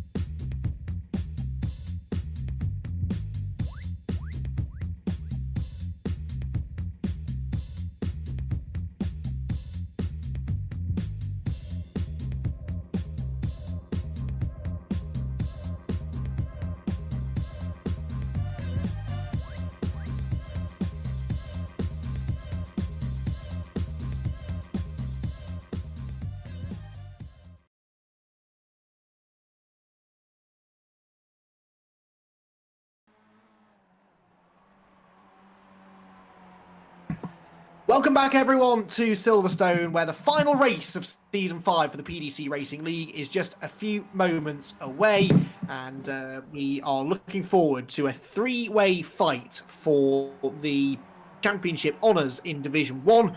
And in Division 2, well, it looks as though things have been wrapped up now by Ian Court, although pending drop scores and the post-race penalties that may well be on their way, particularly for one or two Division 1 drivers. But at the moment, what we have is that Rhys Saunders has a 10-point championship lead over Chris Knox in Division 1, who in turn is 10 points ahead of Freddie. In Division 2, Ian Court has, we reckon, about a 21 point advantage over Jake Conway, who in turn is about 22 ahead of Adam Gale. So Adam Gale no longer in Division 2 championship contention, but we do definitely still have 3 drivers still potentially on course for Division 1 honours.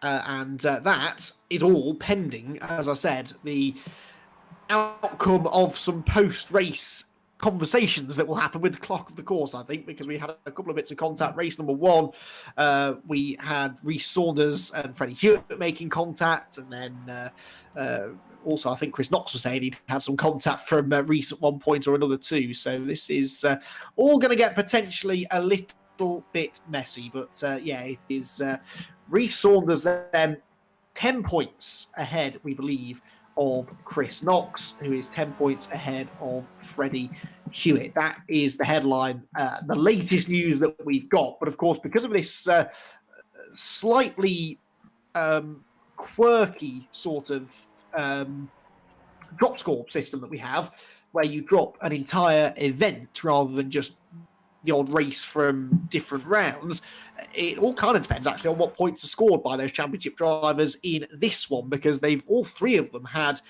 one good race and all 3 of them have had one pretty bad race. So in theory, it could be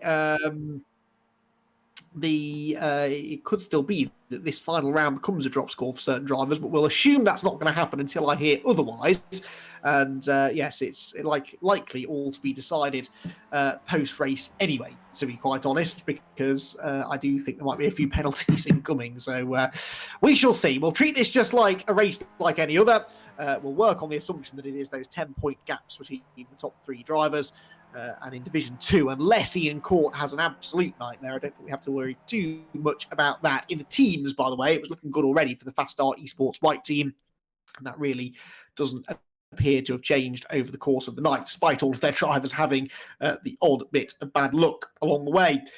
Here we go then. The car's starting to grid up for our final race of Season 5. It's Dan Blake on pole position with Martina Ward alongside. Matt Payne and Ben Best make up the second row. Jake Conway and Carl Giacoletta on row number 3, ahead of Rhys Saunders and Ian Court. James Holman and Steve Hefford are next, ahead of Freddie Hewitt and Chris Knox, 2 of our championship contenders, sharing the 6th row of the grid. They may potentially have to work together to move forward from there. Ryan Micallef should be quick, and of course he's a teammate to Rhys Saunders, so might want to get involved with those 2 championship frontrunners. He's got Cesare Rizzo for company on row 7, ahead of Ben Constanduris and Alan Toon. Gavin Johnson and Michael Sealer on the 9th row, ahead of Ian Crosby and Adam Gale. Matt Ragsdale, Rob Graham, Chris Kidman and Alex Hall are next. They're on the 12th row of the grid, with Morgan Short and Isaac Phelps right at the back.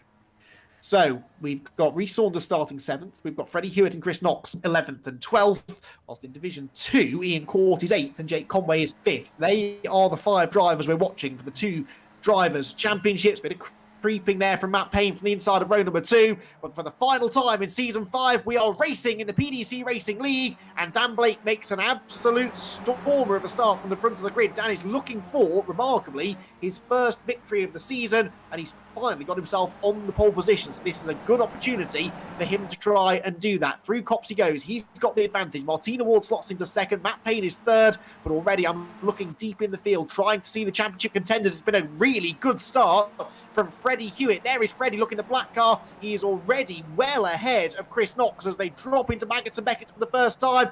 Jake Conway is losing ground though. Jake Conway's off the road. There's a collision. Oh no, and that is almost certainly the end of Jake Conway's championship hopes in Division 2. Freddie Hewitt is also falling down the order though. Look, he's been delayed in all of that as they round the first sequence of corners, and that is Freddie Hewitt. Yes, it is. It's the number 17 car. Freddie Hewitt has had a spin on the opening lap, and that surely now could be the end of his championship hopes. He was the one that had the most to do anyway from third place. And, well, he's already pointing the wrong way. We're on board with him here as he works his way through the Maggots and Beckett's complex. Oh, and that's contact from behind, isn't it? Who got him? There were 2 or 3 different cars there, and it was one of the year 1 cars, maybe. 71 is that? Yeah, that's Mikulev, isn't it? But I think what happened is that Rhys Saunders was having a moment, and that meant the car in front of Hewitt slowed down. Hewitt lifted, and I just don't think Mikulev got the message and ran into the back of Freddie. Now, Freddie's got some damage to the back of the car. It's not as bad as it could have been, but it will definitely be affecting his straight line performance, that's for sure. But the car should still be drivable. Freddie Hewitt is 19th at the moment. Now, Chris Knox is 5th. And where is Rhys Saunders? He is 6th. So Knox is ahead of Saunders by a couple of places here. Well, only by 1 place, actually, because the car that splits them at the moment is Matt Payne, who is leading in Division 2. So there is Chris Knox then. Knox, and that makes that simple, because Matt Payne is pitting for a jump start. We saw him creeping on the line, and that will get you a penalty. So Matt Payne, unfortunately, has to give up the Division 2 lead to Ian Court then. So Court moves into the lead of the class. Adam Gale is 2nd, but can no longer catch Court by our mathematics. And so Ian Court now he's got one hand very firmly on the Division 2 Championship trophy. There is Adam Gale in 2nd with Steve Hefford and Gavin Johnson right behind. Then Michael Seal, who's had a slightly quiet race so far tonight. And as they work their way down through Maggots and Beckett side by side, Steve Hefford tries to get himself up alongside and ahead of the man that's 2nd in the Division 2 race, and does so successfully. Right then, so as it stands, Chris Knox would be champion there, wouldn't he? Because Rhys Saunders will be champion provisionally, because Saunders is only dropping at the moment a couple of championship points to Chris Knox. They can see they are now nose to tail on the track. Now they've got, though, Saunders' teammate, Ryan Mikulev, just in front, with James Holman right in behind him. So could teammates come into play now? Year 1 and Fastar are all fielding 4 drivers across 2 slightly different branded teams, but they all come out of the same stable. So Ryan Mikulev is a teammate to Rhys Saunders.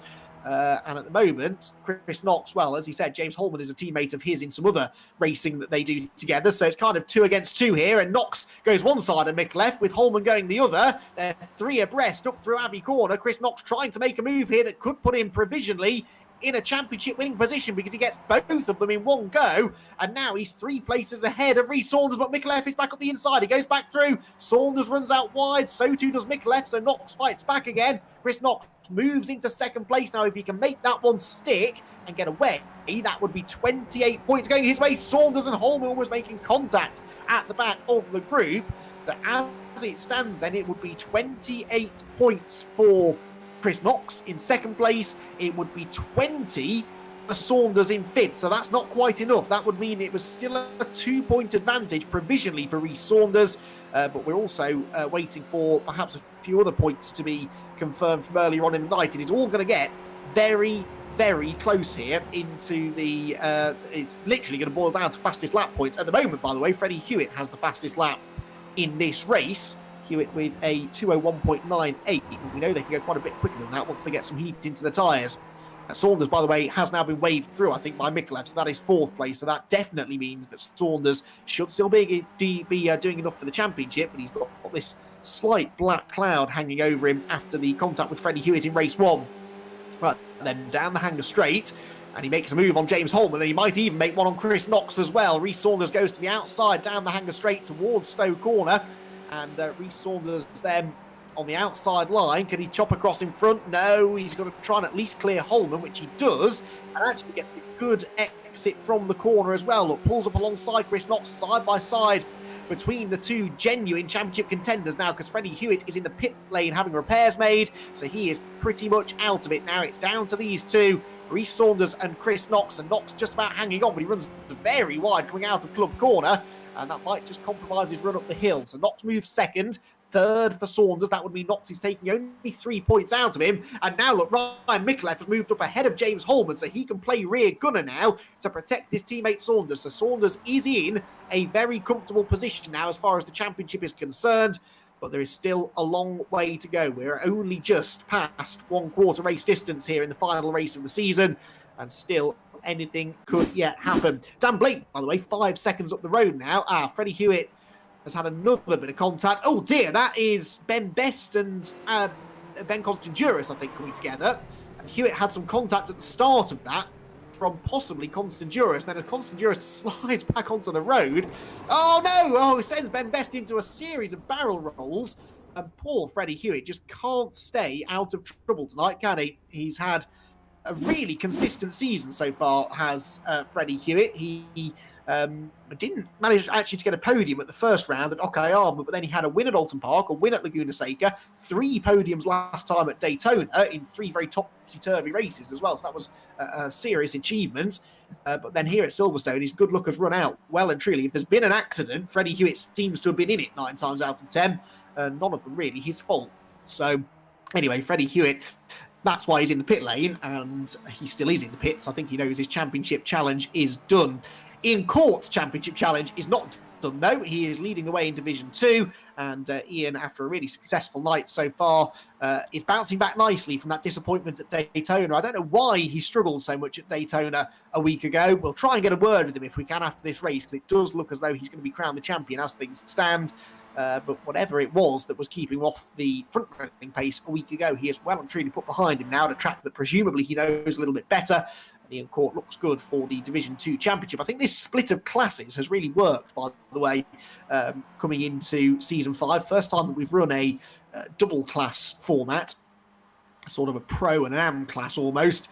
Really has worked. We've had great competition across both of the divisions. Right, Rhys Saunders is now ahead of Chris Knox, look, and he's brought Ryan Micallef with him, although Knox is trying to fight back again now around the outside at Bridge, which he does successfully, gets the inside for Priory. That always means you'll run wide on the exit, though, but Micallef can't quite get up the inside into Brooklyn, so it's Saunders second now, Knox in third. Really, Chris Knox needs one other car to get involved in this scrap, because he needs 3 cars between himself and Saunders. If he could win the race, he would only need 1 car between them, but that is looking increasingly unlikely. They're nearly 5.5 seconds now behind Dan Blake. And in fact, Dan has just set the fastest lap at 2 minutes 1.57. So Dan Blake, who I guess could be asked to give up the race victory, even if Rhys Saunders needed him to. He doesn't at the moment, but if that did end up being the case, oh dear, Chris Knox all over that grass. He's done that a few times coming out of Copse Corner. But yeah, I suppose if Saunders really needed that 1 extra position, Blake might be asked to give it away. But right now, that is not really necessary. Blake can be allowed to hang on to this race victory. Rhys Saunders in second at the moment is taking matters into his own hands, really, and trying to score enough points. I guess he wants to score enough points that even if he's given a penalty for what happened in race 1, it might not matter. Sadly, that's something we won't be able to give you a resolution to tonight, I'd imagine, but Chris Knox will have that on his mind as well, and he knows there could be a penalty coming Rhys Saunders' way, so in a way, he doesn't need to take too many risks here, but he goes through anyway on the inside at Stowe Corner, runs very wide on the exit, all over the grass again, but not as wide as Saunders. He's got Micallef for company behind him. James Holman's sort of keeping a watching brief here. The trouble for Chris Knox is that the next car behind them is Ian Court. In fact, the next 2 cars behind this group are both Division 2 drivers, so in all likelihood, they're not going to get another car joining in here that could get between the 2 Division 1 championship contenders.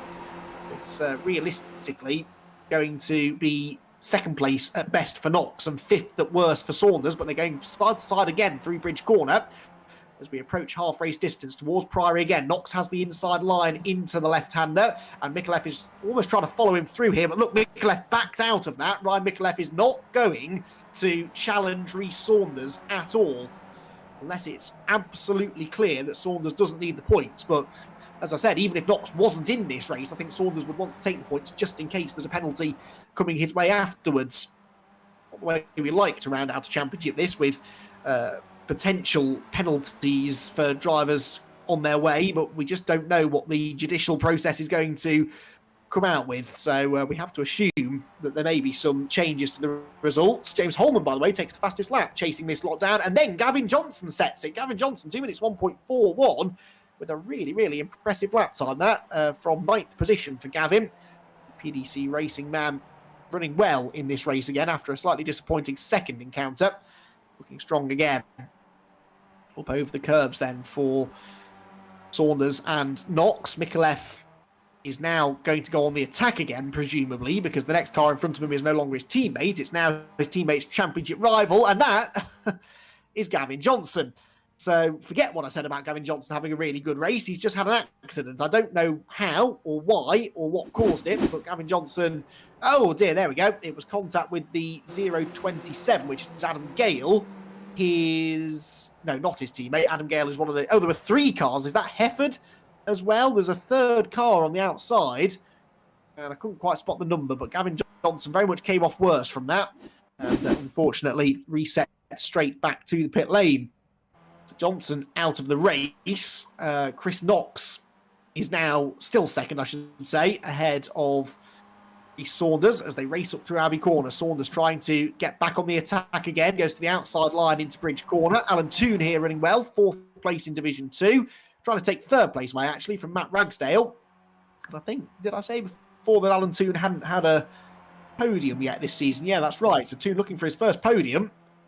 And he's only 1 place away from getting it now. Matt Ragsdale right in front of him. And because of the power of the slipstream in these cars, he should be able to stay with him now. Until one of them makes a mistake, potentially. Up through Bridge Corner. Nice tight line there for Toon. Up towards Priory. Looking for a way through, but not quite able to do it just yet. So... out of Priory into Brooklands. They're sort of on their own, these two, aren't they, really? Ragsdale is 15 seconds behind 10th place Alex Hall, who is second in class, and they are 17, nearly 18 seconds ahead of Jake Conway, who is next in line, 5th in class. So these two very much having their own private battle, and actually that's quite a nice position for Toon to be in, because he knows he can take his time over this, doesn't need to get past Ragsdale immediately, just needs to try and pick his moment, wait until there is a clear and obvious opportunity to get through, and he doesn't have to take a particularly risky approach to this. As the sun starts to set here at Silverstone on this Silverstone showdown for the PDC Racing League, we move into the final third of the final race of the season. Dan Blake still leading by nearly 6 seconds now over, well, everyone else who's trying to be second. It's Mikulev, actually, who's got 2nd place now. That's interesting. I didn't think he would move ahead of his teammate Saunders unless he absolutely had to. Maybe the plan here is that Mikulev can tow Saunders away from Chris Knox, but surely Knox and Holman, for that matter, are just going to come with them towards the left-hander at Abbey Curve, which really is a fearsome corner on this particular layout, and it's a corner that Rhys Saunders excels at because he just drives straight past Mikulev, who now has Chris Knox to deal with again. Knox on the outside into Priory, cuts back again to the inside, and that gives him the inside line for Brooklands, and Mikulev, as much as he tried to move over to defend, he couldn't get there. So Knox goes through, Saunders drifts out a bit wide. 3 completely different lines there being taken out of Brooklands and into Luffield, and Mikulev gets into the side of Chris Knox. Knox gets elbowed out wide. Holman might come through as well. No, slots in behind Knox dutifully. That was a bit of a risky moment there. I think they made contact. I might take a replay of that maybe from on board with Mikulev to see whether they did bang wheels. Oh, yeah, I think they did, didn't they? Let's see. Mikulev, you can see what he's trying to do here. He takes the wide line into Luffield, tries to carry the speed through the middle of the corner, and there is a gap. He goes for the gap, but it was always going to close. And yeah, a bit of wheel-to-wheel contact shouldn't have done any damage, but Chris Knox won't have done anything to improve his mood, that's for sure. Already feels that he's been roughed up a bit, not just tonight, but on a few occasions in this season. And that will go down as another bit of contact that he has to brush off and continue on after. Might be a bit of damage to the front of Knox's car as well, potentially. Yeah, front wing I think is a bit loose, so or a bit wonky. So he's been in the wars in this one, has Chris Knox. Just trying to stay in touch, though, with Rhys Saunders, who has provisionally that points advantage coming into this final race, which means that he can allow Ryan Mikulev to go through now, but that overtake there from Mikulev did just enough to delay Saunders that Knox is back with him again now. Knox won't want to do anything too silly here, but Ryan Micallef and Rhys Saunders ahead of him. He knows he's sort of in the hornet's nest here, isn't he, really? Surrounded by year one drivers who might well be willing to gang up on him. And they're dropping Holman now too, who was Knox's potential wingman in all of this. So it's becoming more and more of a three-way fight for second place here. With the 28 points on offer for finishing in P2. Could be what decides the championship. Saunders goes back through on the inside of Micallef, who tries to close the door on Chris Knox and does so. But then Saunders is slow out of Priory, and Micallef almost had no choice but to go up the inside. We can see how early Micallef is braking. As soon as he gets that run on Saunders, he will just back out of it so as not to overtake his teammate. He won't do it if there are straight. I think if he can slipstream past Rhys, he will do it, but he won't run side by side with Rhys through the corners. That's a good teammate role, really, that he's playing. No need to take any unnecessary risk, but now Knox has managed to find an opening on the inside for third place towards Copse Corner. Dan Blake did just have the fastest lap, but now Ryan Micallef has taken it, even though he's about to lose third position. And, well, actually, he doesn't get a good run off Copse Corner. And in fact, he no longer has the fastest lap anyway, because Ben Constant-Duras does, down in 9th position, a 2 minutes 0.7. So, decent lap time. Not as quick as we saw from, I think it was Freddie Hewitt, wasn't it, in the previous race that got the fastest lap. Cars looking and weaving on their suspension as they wind their way through Maggots and Beckett's down the Hanger Straight. Knox about to get that double slipstream then underneath the bridge down towards Stoke Corner. Micallef has a run on his teammate, and you see here in a straight line, he doesn't really mind pulling out, but that gives a nice double slipstream to Knox, who's going to get a run on the pair of them and almost bails out of it. Micallef goes through to second. Knox tries to get third place away. And they run wheel to wheel again off the corner. James Holman egging them on here because every time they run side by side through a corner, it delays them a bit and allows him to close back in again. Look at that. They were inches between front and rear wing for Saunders and Knox as they fight for this championship, which looks as though on paper it is going to go to Rhys Saunders. But in the Clerk of the Course's office afterwards, that may well change. Saunders again with this run on Micallef, and Knox is going to go with him this time. They're going to be 3 wide going into Bridge Corner. What does Micallef do here? He steps right out of the way. Good driving that from Ryan. Didn't want to go running the risk there of running 3 abreast with them. And now James Holman is very much back with them again. If he starts delaying Micallef, it might allow Knox and Saunders to escape and settle this between themselves. Through Brooklands they go into the closing stages of this final race of the season. In fact, we're about to go on to the final lap of the race. Dan Blake, I remind you, is 6 seconds ahead of this 4-car fight for second. But this is where the championship is potentially being decided. One way or the other. We might not even know when the checkered flag falls, which way it's gone. But either way, it's been a brilliant battle here between Rhys Saunders and Chris Knox. They run wheel to wheel once again down towards Copse Corner. Knox on the outside, Saunders on the inside. How big of a risk is Chris Knox going to be willing to take here to get himself up ahead of Rhys Saunders?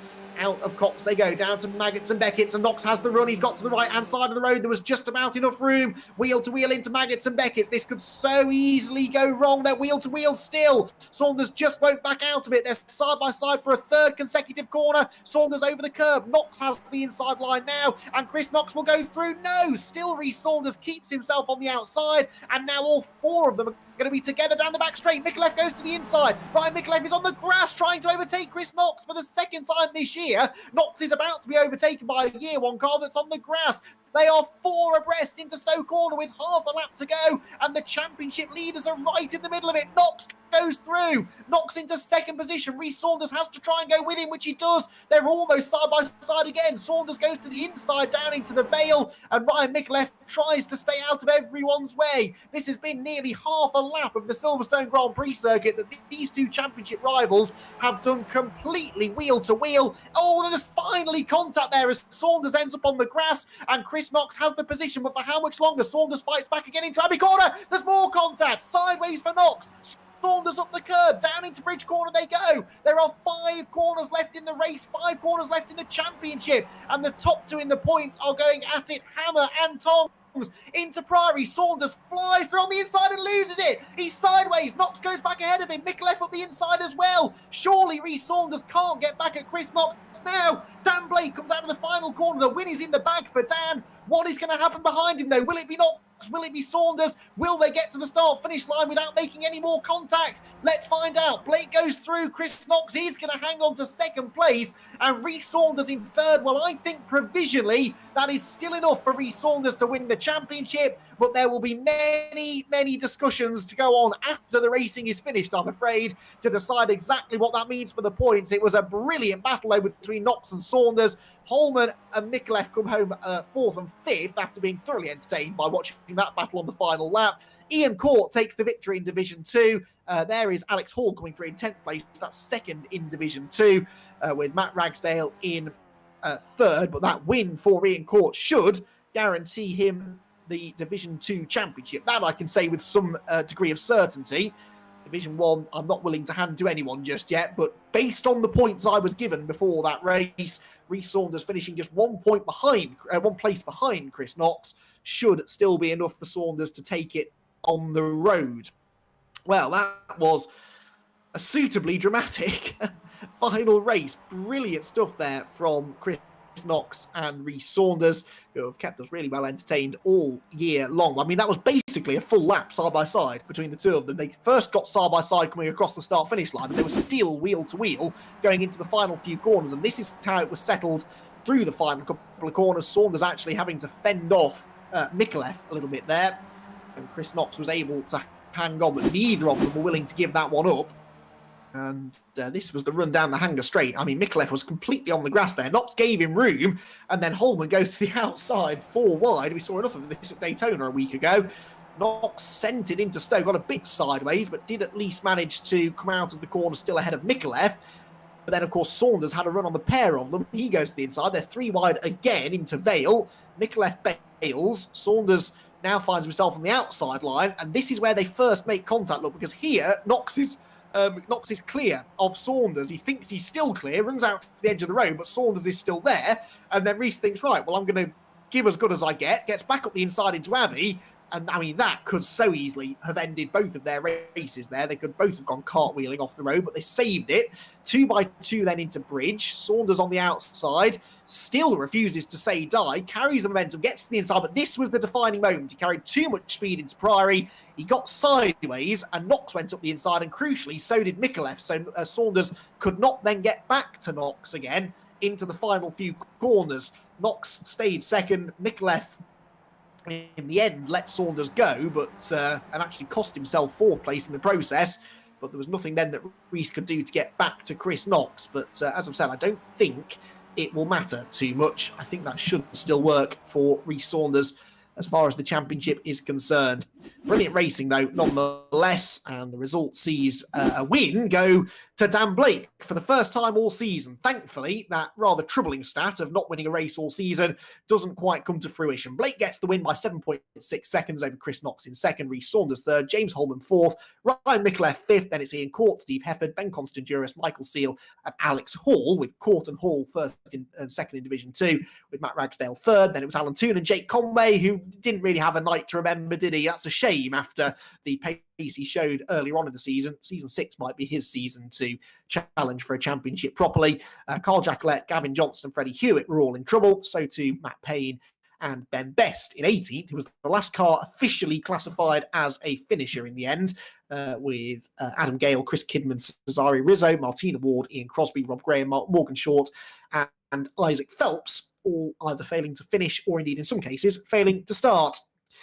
Right then, interview time. Let's start with our race winner, shall we? Get that one out of the way, because Dan Blake has managed to find his way back to the top step of the podium. Well, Dan, it was looking worryingly like you might have your first ever PDC season without a race win. Thankfully, you managed to get one at the end of the year. That must be a real weight off your shoulders. Yeah, it's not been the best of season. I'm a bit disappointed with how it's gone, but to finish up on a win is really good. I sort of had the misfortune in the second race where I went wide at Cops. I really had to save the initial slide. I was full opposite lock for a little while, and then I got collected from behind, so that put me 13th, which is reverse grid pole after my repair. And sort of, I knew that cold tyres has been a real problem, I think, in the first couple of laps, and it was just a case of tiptoeing through that first few corners. I sort of 3-second lead, and sort of from then on, just concentrating really on hitting my marks and keeping a keen eye on what's happening behind.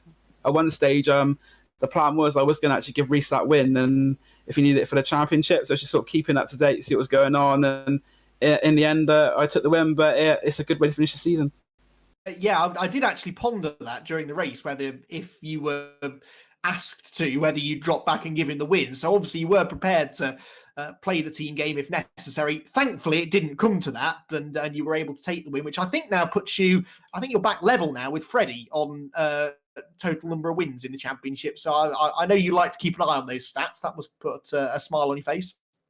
Yeah, it's great to be sparring with the likes of Freddie and Chris, and Reese was new as well. But the last 3-4 seasons, it's been the same sort of, it's like a continual battle, and it's been a really exciting racing. And hopefully next season I can be a little bit more at the pace. I've been a little bit disappointed at times this season. I had the best of luck, and just little things have gone wrong, which maybe haven't in previous seasons. But I'm hoping that I can build from that next season, and it's a good way to finish. And as I say, I almost went that full season without a win, so it's always good to get a win. So yeah, absolutely. Well, congratulations, Dan. Good to have you back on the top step of the podium, and I'm sure we'll be making a bit more of a habit of this again in season 6. I'll be seeing you in real life soon as well on the podium. That'd be nice. But yeah, thank you very much, Andy. Yes, absolutely, indeed. Looking forward to seeing how Dan gets on in his real-world racing exploits this season. Right then, we now do have Reese Saunders and Chris Knox waiting to have a chat. So let's save the provisional champion till last, shall we? We'll go with Chris Knox first and see what he thought, because he did finish higher in that race after all. Well, Chris, we don't really know what all of that means for the championship ultimately, because there's a lot still to be settled, I think. But you beat Reese on the road, and what a battle it was between the two of you. Yeah, that was good fun. Was hoping to catch Dan, which we were doing initially, but then everyone wanted a fight, so it was evident that we weren't going to catch him. So yeah, it was just a bit of gloves off sparring. Really enjoyed it. It was good fun. It was great fun to watch. I mean, that final lap in particular, I think you and Reese were side by side for damn near a whole lap. But there was a bit of wheel banging at one stage. You were quite lucky to survive some of that, especially at Abbey on the final lap. Yeah, it was pretty close. You had James in it as well, and I was chatting to James, and he was just sort of being my my crew chief, really, because there's only so much crew chief can tell you. But having another set of eyes around you is always handy. Yeah, exactly. It's so close, and visibility out the cars isn't always that great. As I say, we don't really know what this means for the championship. It could go to you, it could go to Reese. I think provisionally, as it stands, it's gone to Reese. If he does end up taking the championship, second place still isn't bad for you. I mean, you've been there or thereabouts all season. Are you perhaps ruining, I guess, Laguna Seca really is where a lot of points went missing, didn't they? And then, of course, that disconnection at Daytona. Yeah, I mean, Laguna Seca was just a strange race for me. I don't really know what happened. It's one of my favourite tracks, but yeah, certainly the the VR not working last week pretty much threw the championship wide open. So hugely frustrating. But yeah, I've enjoyed. I mean, Gavin and the guys run a great championship here. You guys do a good job at broadcasting, and just thanks to all my teammates at Fast Star. They've been great fun to run with, and I'm not sure what happened to Freddie in the last race, but he was obviously pushing me hard all the way.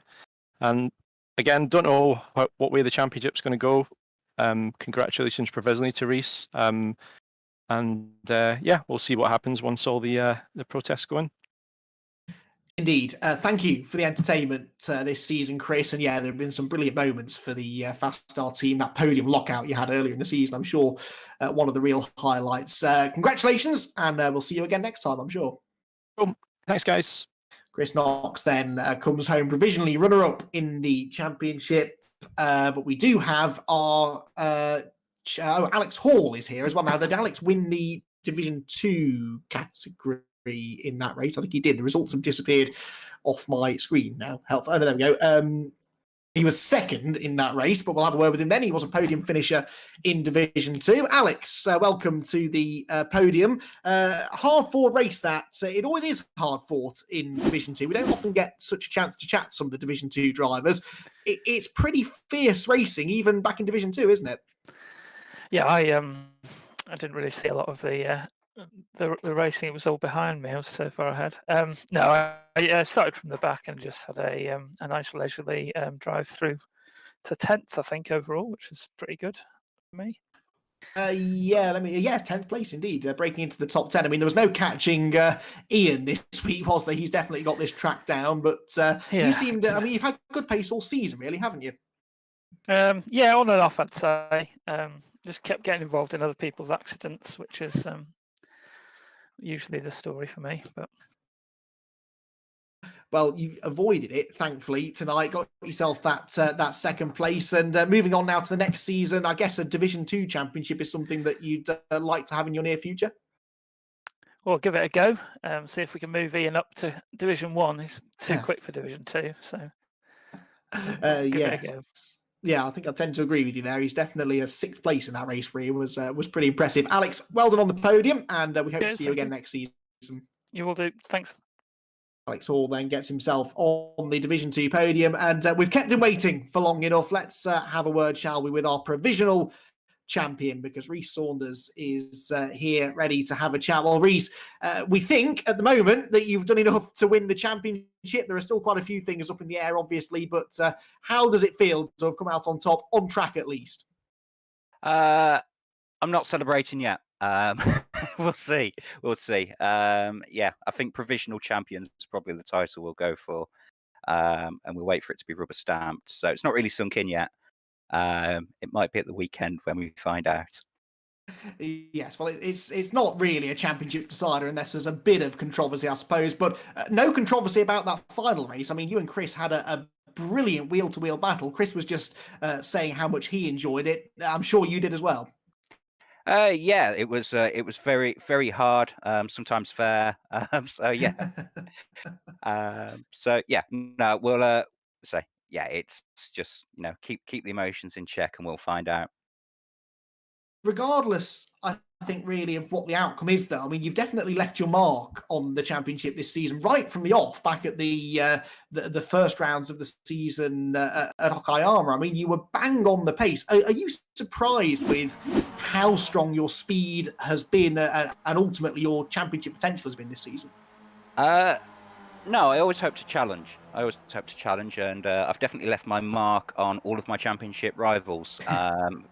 Maybe a few time marks on them as well. So I always hope to challenge. I knew we were quick. Well, yes, definitely quick, no doubting that. And some really exciting racing we've had from you throughout the season as well. Best of luck in your final fight to defend your championship, Rhys. Regardless of how it comes out, though, we've thoroughly enjoyed watching you all season. Excellent. Can I just say a big thank you to Gavin for putting it all together, my year one racing teammates for being great support as well, and you guys in the booth as well. I've really enjoyed watching the streams back after the race as well. Ah, good stuff. Thank you. It's made a lot easier when the racing is as exciting as it usually tends to be, I can tell you. But much appreciated, Reach. Congratulations on the championship, mate. Thank you.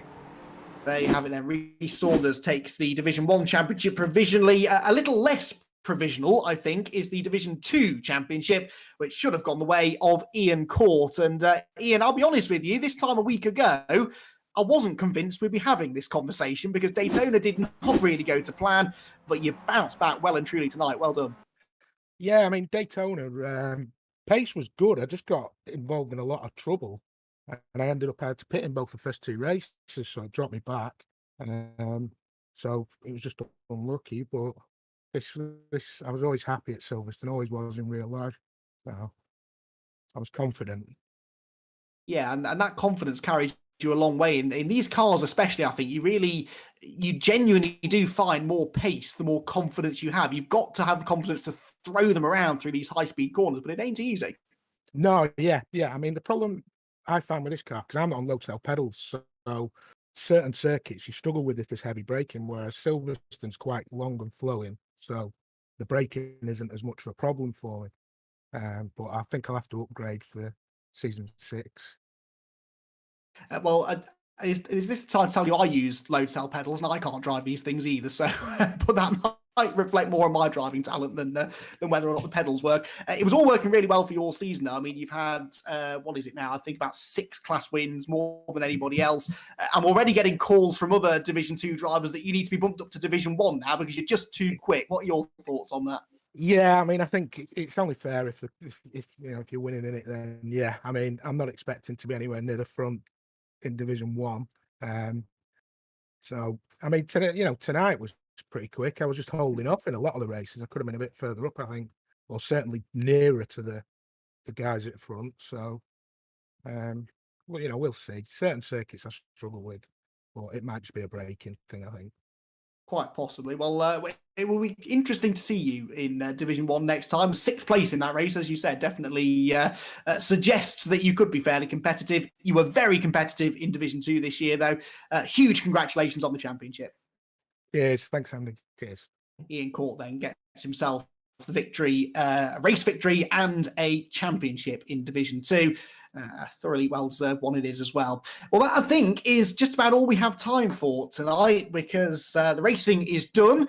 The conversations are probably only just starting, but provisionally we have our 2 drivers champions with Ian Court taking the Division 2 honours and Rhys Saunders taking the Division 1 championship. I'm pretty certain that the Fast Art Esports White team have managed to wrap up the team's championship as well. They were 71 points ahead of Motorsport on Tour coming into this week's racing. But do head over to the PDC Racing website for full confirmation in the next day or so of how the championship has been decided officially.